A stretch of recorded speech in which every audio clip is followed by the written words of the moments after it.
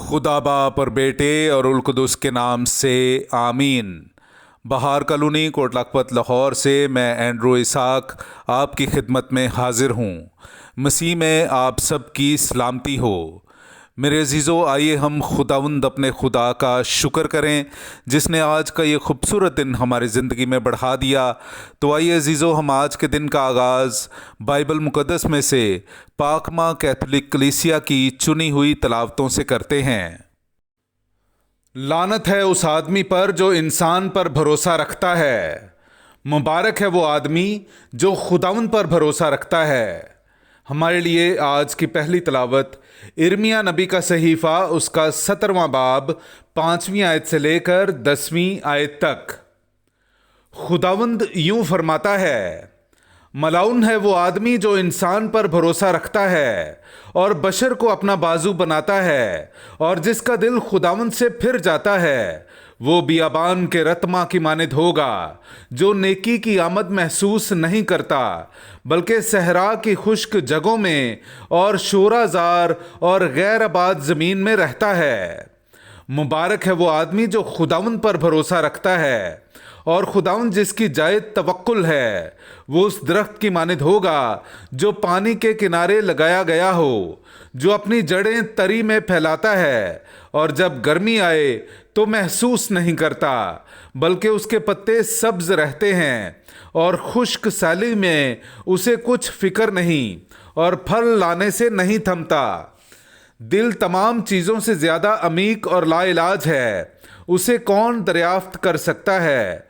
पर मैं खुदावंद दिल को जांचता और गुर्दों को आजमाता हूँ, और हर एक इंसान को बामुताबिक उसकी राहों और कामों के फल के बदला देता हूँ।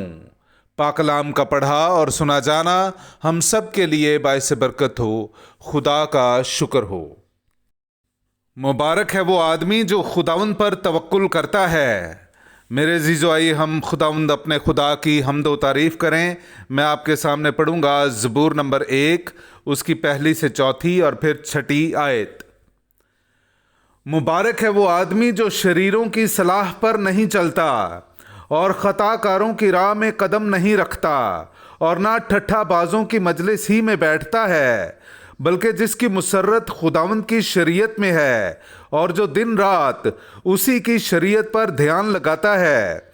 वो उस दरख्त की मानिद है जो पानी की नहरों के पास लगाया गया है, जो अपने वक्त पर फल देता है, जिसके पत्ते नहीं मुरझाते। जो कुछ वो करता है कामयाब होता है। शरीर ऐसे नहीं, हरगिज ऐसे नहीं, बल्कि वो भूसे की मानिद हैं जिसे हवा उड़ा ले जाती है। क्योंकि खुदावंद सादिकों की राह पहचानता है, पर शरीरों की राह नाबूद हो जाएगी। पाकलाम का पढ़ा और सुना जाना हम सब के लिए बाइस बरकत हो। खुदा का शुक्र हो। नाराए हम्द। मैं उठकर अपने बाप के पास जाऊंगा और कहूंगा, ए बाप, मैंने आसमान का और तेरा गुनाह किया है।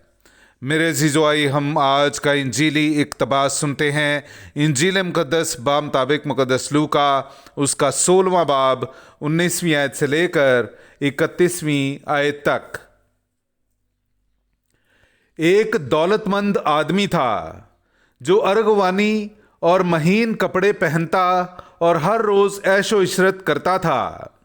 और लाजर नामी नासूरों से भरा हुआ एक भिखारी उसके दरवाज़ा पर पड़ा हुआ था, और उसे आरजू थी कि मैं उन टुकड़ों से पेट भरूं जो इस दौलतमंद की मेज़ पर से गिरते हैं, बल्कि कुत्ते भी आकर उसके नासूर चाटते थे।